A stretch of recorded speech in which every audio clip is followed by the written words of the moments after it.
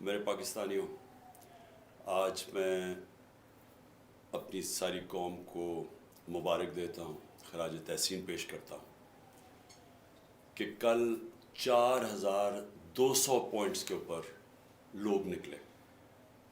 یہ کبھی پاکستان کی تاریخ میں نہیں ہوا کہ 4200 پوائنٹ میں سارے پاکستان میں لوگ نکلے۔ اور کس لیے نکلے؟ کسی شخصیت کے لیے نہیں نکلے، آئین کے لیے نکلے، اپنے آئین کی حفاظت کرنے کے لیے نکلے۔ اور وہ کیوں نکلے، وہ پھر بھی یہ آئین کا کئی دفعہ کئی لوگ ہیں ان کو سمجھ نہیں آتی۔ دیکھیں، ملک کا قانون بنتا ہے ملک کے آئین سے۔ آئین فیصلہ کرتا ہے کہ ملک میں ہر ادارے کا کیا رول ہے، ہر انسان کے بنیادی حقوق کیا ہیں، یعنی ساری جو ملک چلتا ہے جس کو کہتے ہیں قانون کی حکمرانی، وہ ساری نکلتی ہے آئین سے۔ تو جب ایک ملک کا آئین ختم ہوتا ہے تو یہ سمجھیں کہ ملک ختم ہو جاتا ہے، کیونکہ جس ملک میں کوئی قانون نہیں ہوتا اس ملک کا کوئی مستقبل نہیں ہوتا۔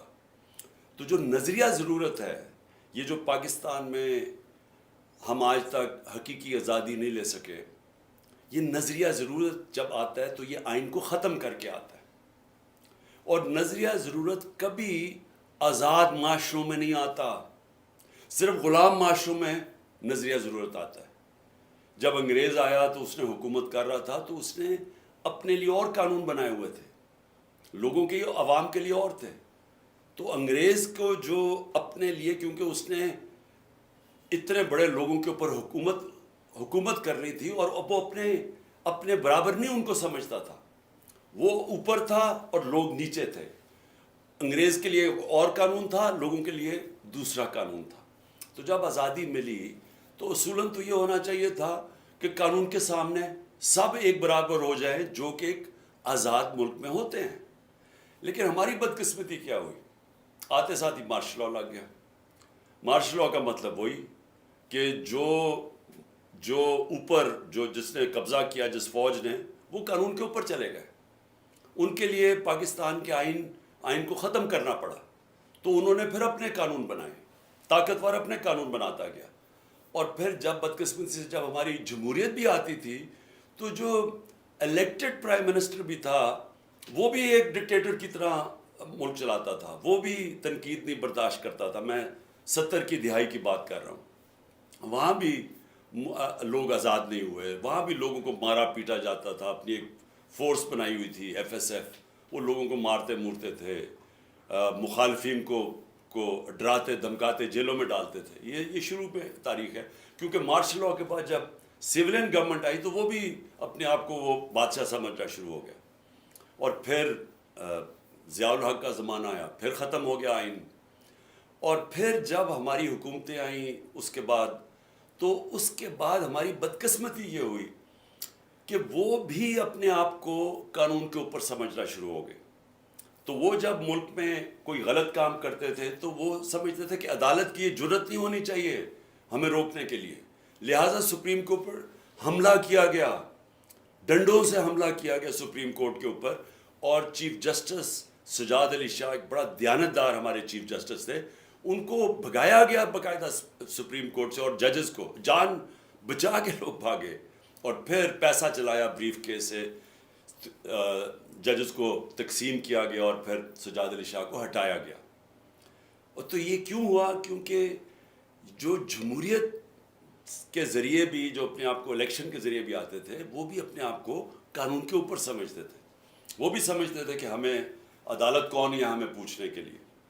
اور ابھی بھی آپ دیکھتے ہیں کہ یہ جو نواز شریف اور اس کی بیٹی، یہ کیا کہتے پھرتے ہیں کہ نواز شریف کے اوپر بڑا غلط ہو گیا، کیسز ختم کرو۔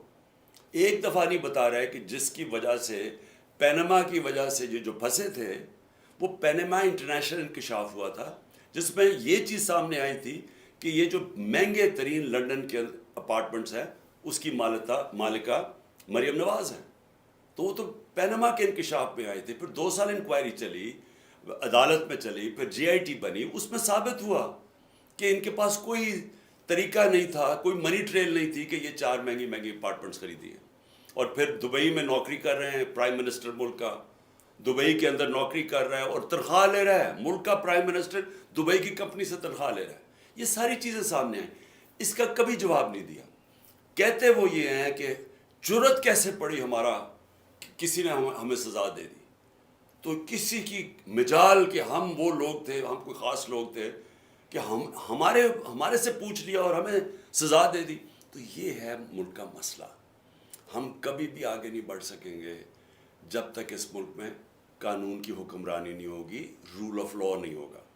میں مدینہ کی ریاست کی اس لیے آپ سب کو بار بار مثال دیتا ہوں کہ جب وہ غریب ترین حالات میں تھے، پہلی چیز میرے نبی صلی اللہ علیہ وسلم نے مدینہ کی ریاست میں قانون کی حکمرانی قائم کی، عدل اور انصاف قائم کیا. اس کی بنیاد پہ کھڑا ہوا ایک دنیا کا عظیم ترین معاشرہ. آج دنیا میں کوئی اب ملک دیکھ لیں جہاں خوشحالی ہے، جدھر انصاف ہے وہاں خوشحالی ہے، جدھر جنگل کا قانون ہے وہاں غربت ہے. تو یہ تو یعنی جو بھی دنیا جانتا ہے اسے پتہ ہے کہ یہ حالات ہیں جب آپ کے ملک کے اندر مائٹ از رائٹ ہوتی ہے، یعنی طاقت کی حکمرانی ہوتی ہے، جو پاکستان میں آج. اس لیے کل کا دن بہت اہم تھا اس ملک کی تاریخ میں. اپنے ملک کی آئین کی حکمرانی، قانون کی بالادستی، اس کے لیے 4200 جگہ پہ لوگ نکلے. اور ساروں نے، پھر سے میں یہ کہتا ہوں کہ کسی شخصیت کے لیے نہیں نکلے. اگر انہوں نے چیف جسٹس کا نام لیا تو چیف جسٹس کا اس لیے نام لیا کیونکہ وہ آئین کے ساتھ کھڑے ہیں. آئین کہتا ہے 90 دن میں الیکشن ہونے چاہیے. سارے دنیا کے اندر ججز، پاکستان کے ججز، وکیل سب سمجھتے ہیں کہ 90 دن میں الیکشنز ہونے چاہیے. اور یہ جو اب گورنمنٹ میں بیٹھے ہوئے ہیں، 60% کیبنٹ کرپشن کیسز کے اوپر بیل پہ ہے، یہ اب پوری کوشش کریں الیکشن سے بھاگنے کی، اور یہ آئین توڑنے کے لیے تیار ہے. یہ سپریم کورٹ کے فیصلے کے خلاف جانے کے لیے تیار ہے. یہ سپریم کورٹ کو تقسیم کرنے کے لیے تیار ہے، صرف اس لیے کہ ان کو الیکشن نہ ملے. کھل کے سپریم کورٹ کو اٹیک کر رہے ہیں. ان کے لوگ کہہ رہے ہیں کہ جی اگر سپریم کورٹ نے فیصلہ کیا مانیں گے نہیں. یہ کھل کے کہہ رہے ہیں. تو میں یہ چاہتا ہوں کہ پہلے صرف یہ دیکھ لیں، اس کے بعد میں باقی بات کرتا ہوں کہ جب ان کو سپریم کورٹ کا فیصلہ پسند تھا تو ان کے لوگوں نے کیا سپریم کورٹ کے متعلق کیا سٹیٹمنٹس دیں. ہمارے پاس اللہ کا کرم ہے، سوشل میڈیا ہے، یہ ساری چیزیں اب آپ کو پتہ چل جاتی ہیں کہ یہ پہلے کیا کہتے تھے، اب کیا کہتے ہیں. مجھے کہتے تھے کہ اگر آپ نے الیکشن کروانا ہے تو اپنی حکومتیں ڈیزالو کر دیں. حکومتیں ڈیزالو کی تو سارے الیکشن سے بھاگ گئے. اب کہتے ہیں کہ جی عمران خان انتشار پھیلا رہا ہے. آئین کے مطابق چل رہا ہے عمران خان، 90 دن میں الیکشن ہونے چاہیے. 2 ہماری حکومتیں ہم نے ڈیزالو کی. آپ سب نے کہا، آئین بھی کہتا تھا، ملک کا قانون کہتا تھا کہ 90 دن میں الیکشن ہو. 90 دن گزر گئے، الیکشن نہیں ہو رہے. ہمیں کہہ رہے ہیں اکتوبر میں الیکشن ہوں گے. کس طرح اکتوبر میں؟ اس کا مطلب 70% پاکستان ڈس انفرینچائز ہے، یعنی ان کے الیکٹڈ نمائندے 70% پاکستان میں نہیں ہوں گے. ایک بددیانت دار الیکشن کمیشن نے شہباز شریف کی حکومت یہاں قائم کر دی جس کی کوئی قانونی اور آئینی کوئی جواز نہیں ہے، اور فضل الرحمان کی حکومت قائم کر دی ہے پختونخوا میں. سو اس لیے میں یہ سننا چاہتا ہوں، آپ کو سنانا چاہتا ہوں کہ کیا کہا انہوں نے جب ان کو سپریم کورٹ کا فیصلہ پسند تھا.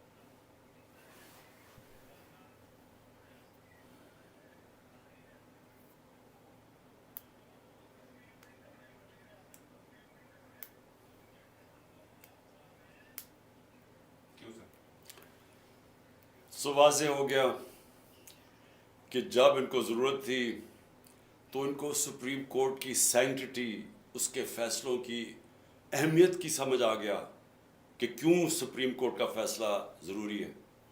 اور اب جب کہ 15 کے 15 سپریم کورٹ کے جو ججز ہیں وہ ایک چیز پہ سب متفق ہیں کہ 90 دن کے اندر الیکشن ہونا چاہیے جب اسمبلیز ڈیزالو ہوں. تو اب یہ سارے مل کے کہ کیونکہ کہیں سپریم کورٹ فیصلہ نہ کر دے 90 دن اور الیکشنز ہو جائیں، وہ الیکشنز کے خوف کی وجہ سے یہ اس وقت یہ سب کچھ آپ تماشا دیکھ رہے ہیں. اور یہ اس لیے کیوں الیکشن سے بھاگے ہوئے مجھے آپ کو بتانے کی ضرورت نہیں ہے کہ 2 دن پہلے رپورٹ آئی، عوام کو تو پتہ ہے کہ جو میں باتیں کر رہا ہوں. بلومبرگ جو کہ ایک انٹرنیشنل ایک دنیا کی معیشت کے اوپر ایک ایسا ریسپیکٹڈ رسالہ ہے جو ساری دنیا میں پڑھا جاتا ہے، وہ کہتا ہے کہ پاکستان کا آج حال سری لنکا سے برا ہو گیا ہے. جو سری لنکا کے اندر جو مہنگائی ہے وہ پاکستان کی اس سے آگے بڑھ گئی ہے. سری لنکا سے مہنگائی کی وجہ سے لوگ سڑکوں پہ آئے تھے. تو سری لنکا سے آج ہمارے حالات برے ہو گئے جب سے جنرل باجوہ نے تحفہ دیا ان چوروں کو ہمارے اوپر بٹھانے کا. 1 سال پہلے میں پھر سے کہتا ہوں دشمن بھی پاکستان سے وہ نہ کر سکتا جو جنرل باجوہ اس قوم سے کر کے گیا. ان کو بٹھایا اوپر، انہوں نے آ کے ساری اکانومی تباہ کر دی. اپنے آپ کو انہوں نے 1100 ارب روپے کے کیسز معاف کروا لیے. انہوں نے آتے ساتھ ہی اپنے آپ کو ECL سے کیبنٹ ہٹا دیا تاکہ یہ باہر جا سکے، کیونکہ سارا پیسہ باہر پڑا ہوا ہے، عیاشی باہر ہے. اور انہوں نے ملک کی معیشت کو تباہ کر دیا.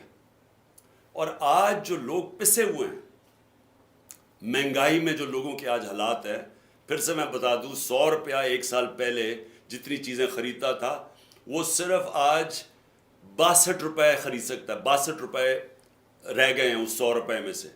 تو خریدار 100 روپے سے گر کے ایک آدمی کے پاس جو 100 روپے کا نوٹ ہے وہ صرف 62 روپے خرید سکتا ہے.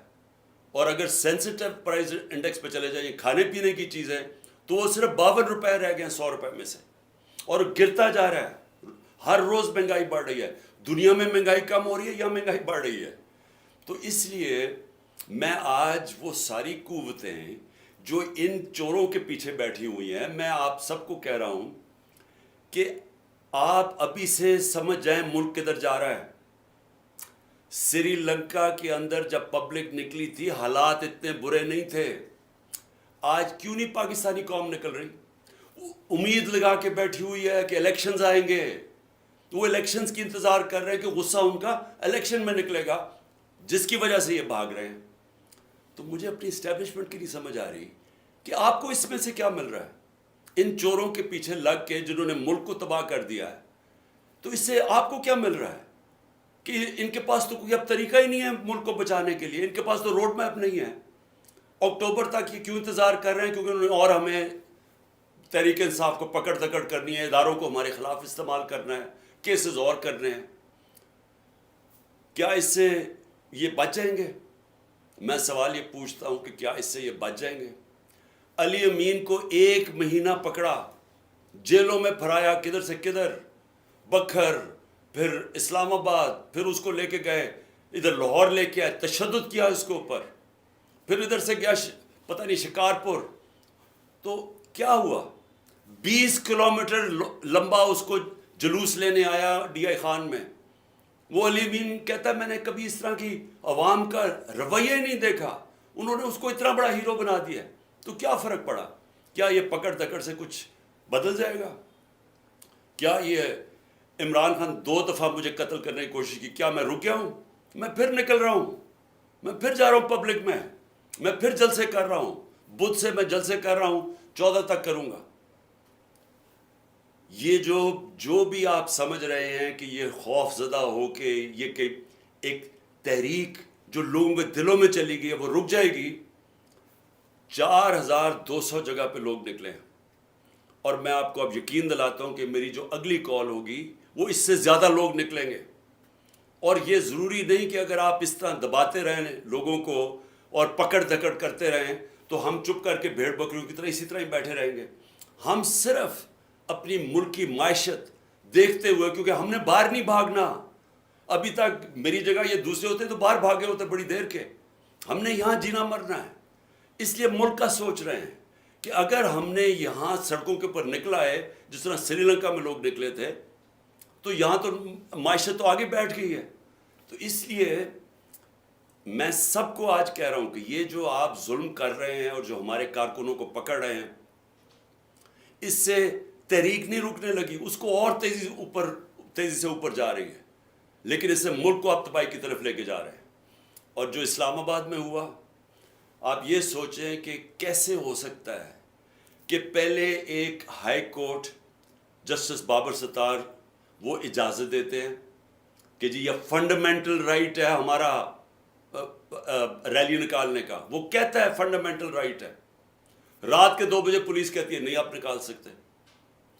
کیوں نہیں نکال سکتے؟ اور کس چیز کے لیے ریلی نکال رہے ہیں؟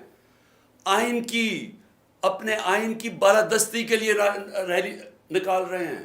کوئی انتشار کے لیے نہیں نکال رہے, رول آف لاء کے لیے ریلی نکال رہے ہیں. اجازت ہی دیتے. اور اجازت ہی نہیں صرف دیتے, وہاں آپ دیکھیں عورتیں وہ بیچاری کھڑی ہیں سائڈ پہ, ان کو پکڑ کے جیلوں میں ڈال رہے ہیں. ساری دنیا کے سامنے منہ کالا کروا رہے ہیں پاکستان کا. اور اس کے بعد ہمارے رات کو ورکرز کو پکڑنا شروع کر دیتے ہیں. 50-60 ورکر پکڑ لیے ہیں, سرگودا میں علیحدہ ورکر پکڑ رہے ہیں. تو کیا یہ اس سے ثابت کیا کر رہے ہیں آپ کہ وہ اسلام آباد کا جو آئی جی ہے وہ ایک جرائم پیشہ آدمی ہے؟ مجھے پتہ ہے, میں نے اس کا کیس دیکھا ہوا ہے. سیف سٹی کے اندر وہ کرپشن کے اندر سزا ہونے لگی تھی اس کو. دوسرا جرائم پیشہ آدمی شہباز شریف جب پرائم منسٹر بنا, اس کو سزا ہونے والی تھی 24 ارب کے کیس میں. اس نے پہلی چیز اپنی طرح کے لوگوں کو اس کو لا کے وہاں بٹھا دیا. اور کیونکہ وہ غلام ہے شہباز شریف کا, وہ پولیس والا نہیں ہے. پولیس کتاب پہ چلتی ہے, رول آف لاء پہ چلتی ہے. پولیس کے قانون لکھے ہوئے کتاب میں ہیں کہ کیا کر سکتے ہیں کیا نہیں کر سکتے.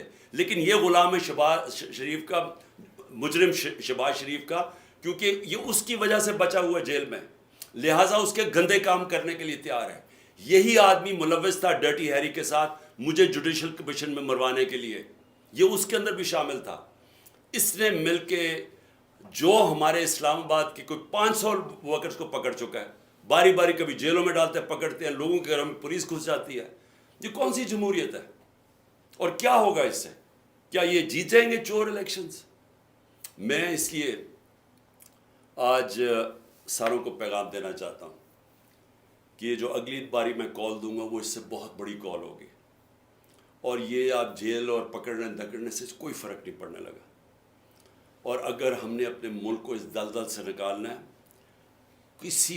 کوئی بھی کسی بیوقوف آدمی سے بھی, کسی بھی جو ماہر بھی نہیں ہے پولیٹکس کا, جو اکانومسٹ ہے, وہ بھی کہہ رہے ہیں کہ جب تک آپ کی الیکشن نہیں ہوگی پولیٹیکل سٹیبلٹی نہیں آئے گی اور تب تک آپ کی معیشت اٹھ ہی نہیں سکتی. تو صرف عمران خان کو باہر رکھنے کے لیے ملک کو تباہی کی طرف لے جایا جا رہا ہے. یعنی یہ تاریخ معاف نہیں کرے گی کسی اس انسان کو جس نے جو یہ کر رہا ہے اس ملک کے ساتھ. اس سے بڑی غداری ملک سے ہو سکتی نہیں ہے جو آج ہو رہی ہے. میر جعفر چھوٹا نام ہے, میر جعفر چھوٹا نام ہے جس آدمی نے ہماری گورنمنٹ 1 سال پہلے گرائی اور جدھر آج پاکستان کو پہنچایا ہے, میر جعفر اس کے لیے چھوٹا نام ہے. دشمن نہیں کر سکتا. میں پھر کہتا ہوں, دشمن پاکستان کو اتنا نقصان نہیں پہنچائے گا جو وہ اس نے ہمارے اوپر پہنچایا. اس ملک کو سارے مل کے ہم اٹھا سکتے ہیں. یہ قوم اس ملک کو نکال سکتی ہے. کوئی باہر کی اب طاقت کوئی مدد کرنے کے لیے تیار نہیں ہے. دیکھ ہی لیا کہ ہندوستان میں کس طرح کی ذلت کا سامنا کرنا پڑا بلاول بھٹو کو. میں اس میں کوئی شک نہیں کہ اس نے بڑا غلط, کوئی ایٹیکیٹ نہیں تھی ان کے فارن منسٹر کو, کوئی تمیز نہیں تھی. کبھی اس طرح کسی آپ ملک میں کوئی مہمان آئے کبھی آپ اس طرح نہیں کرتے, اس طرح کا رویہ نہیں کرتے. لیکن اس بیوقوف کو وہاں جانے کی کیا ضرورت تھی؟ اس نے وہاں جا کے کیا ان کو کنونس کر دینا تھا؟ یعنی آپ کا پاکستان کی جو پوزیشن ہے, کیا اس نے جا کے کوئی وہ کون سا مارکا مارنا تھا؟ اور وہ جو دوسرا چلا گیا وہاں لنڈن کے اندر جا تاج پوشی کے اوپر, کیا پاکستان کے پاس اتنا پیسہ ہے؟ ہمارا ملک برا حال ہے. ایک ٹرپ جب جاتا ہے, یہ پرائم منسٹر ذرا پوچھیں کہ اس کا خرچہ کتنا ہے. کم از کم $2-3 لاکھ اس نے خرچ کیا ہے. اور اس سے پوچھیں جو پرائیویٹ جہاز میں گیا گوا, اس نے کتنا پاکستان کا پیسہ خرچ کیا. ایک طرف ہمارے پاس فورن ایکسچینج نہیں ہے, دوسری طرف فضول بیرونی دورے پہ ہم چکر مار رہے ہیں, ذلیل اپنے آپ کو کروا رہے ہیں. وہ کون, کس نے پوچھا تھا شہباز شریف کو, کون لینے آیا تھا اس کو ایئرپورٹ پہ؟ تو یہ اگر آپ نے اپنے آپ کو ذلیل کروانے جانا ہے تو کم از کم ملک کا پیسہ تو بچائے نا. اور اس لیے میں کہہ رہا ہوں کہ اس وقت ہمارے پاس کوئی دوسرا راستہ نہیں ہے سوائے الیکشنز کے. یہ سیٹ اپ, مصنوعی سیٹ اپ جو باجوہ لے کے آیا تھا, اس کو ہٹائیں, الیکشنز کروائیں, عوام کے اوپر چھوڑیں, فیصلہ کریں کہ عوام کون چاہتا ہے, کس کو چاہتا ہے. اور جس کو بھی عوام چاہتا ہے وہ آئے, 5 سال کا مینڈیٹ لے کے آئے, اس کے بعد ملک کے اندر اصلاحات کرے, وہ اصلاحات کرے جو کبھی یہ حکومت نہیں کر سکتی, اور وہی آ کے بجٹ دے, وہی آ کے اصلاحات کرے, اور وہی پاکستان کو اس دلدل سے نکالے جو کہ نکل سکتا ہے. میں نے 3.5 سال کی جو مجھے تجربہ ہوا, ہمارا بینکرپٹ تھا ملک, اور 3.5 سال کے بعد 17 سال میں بیسٹ اکنامک پرفارمنس تھی, کیونکہ ٹھیک ہو سکتا ہے ملک, لیکن اس کے لیے ایک بڑا پبلک مینڈیٹ چاہیے تاکہ ملک میں اصلاحات کر سکیں ہم. اور انشاءاللہ جب بھی اللہ نے موقع دیا, ہم نے پلان ایسا بنایا ہوا ہے, ایمرجنسی قسم کا پلان بنایا ہوا ہے, انشاءاللہ اس ملک کو ان سارے مشکل وقت سے نکالیں گے. شکریہ.